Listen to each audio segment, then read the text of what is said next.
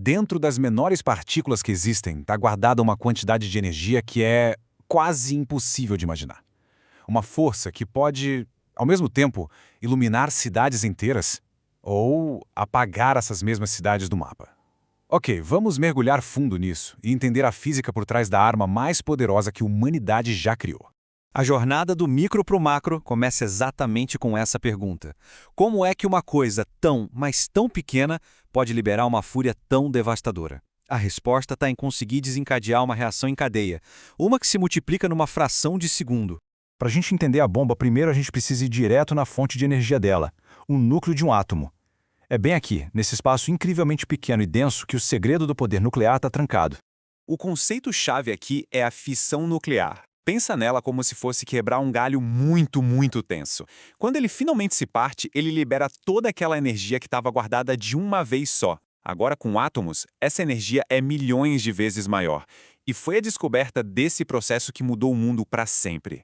Mas olha só, não é qualquer urânio que serve para fazer uma bomba. A natureza nos dá, na maior parte, o urânio-238, que é bem estável, bem tranquilo. O verdadeiro ingrediente-chave é o raríssimo urânio-235. Ele é menos de 1% do urânio que a gente encontra por aí. É por isso que o tal do processo de enriquecimento é tão complicado e vigiado. Basicamente, ele consiste em separar e concentrar esse isótopo instável até ele chegar a 90% de pureza. É aí que uma pedra comum vira a matéria-prima da arma mais poderosa do mundo.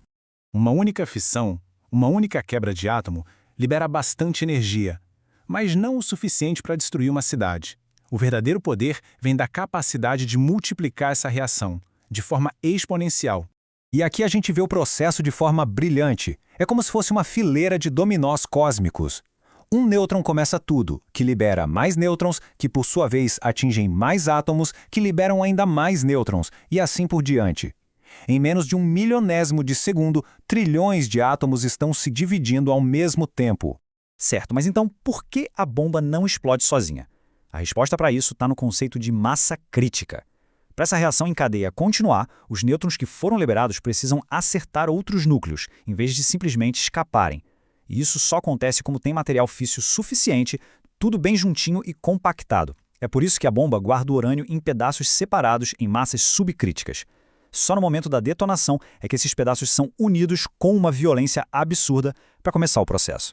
Agora vamos sair um pouco da física e ir para a engenharia para ver como esses princípios todos viram armas de verdade. E existem basicamente dois projetos diferentes.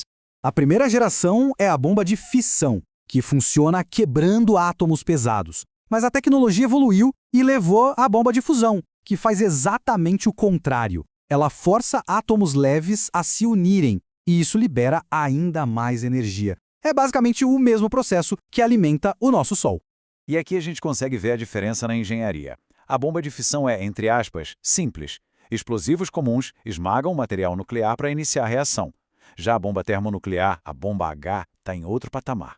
Pensa só, ela usa uma bomba atômica inteira só como gatilho para forçar a fusão do hidrogênio. É literalmente uma bomba dentro de outra bomba, o que explica por que o poder de destruição dela é centenas ou até milhares de vezes maior.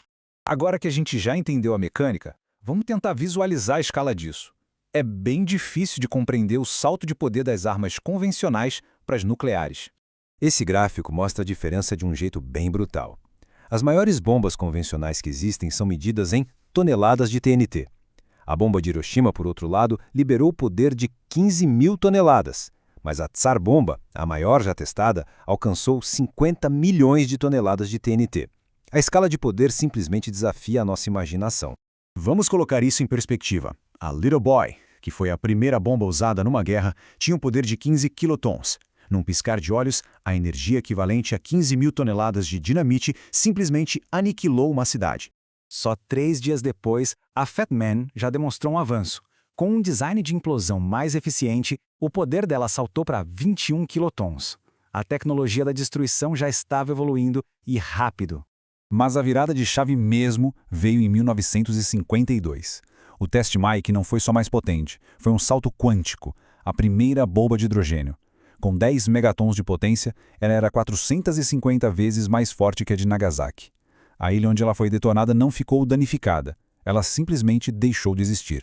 E aí a gente chega no ápice da loucura da Guerra Fria, a Tsar Bomba. Testada em 1961, ela liberou 50 megatons. Isso é equivalente a mais de 3.000 bombas de Hiroshima explodindo ao mesmo tempo. A onda de choque dela deu a volta no planeta 3 vezes. A humanidade tinha criado um poder capaz de ferir o próprio planeta.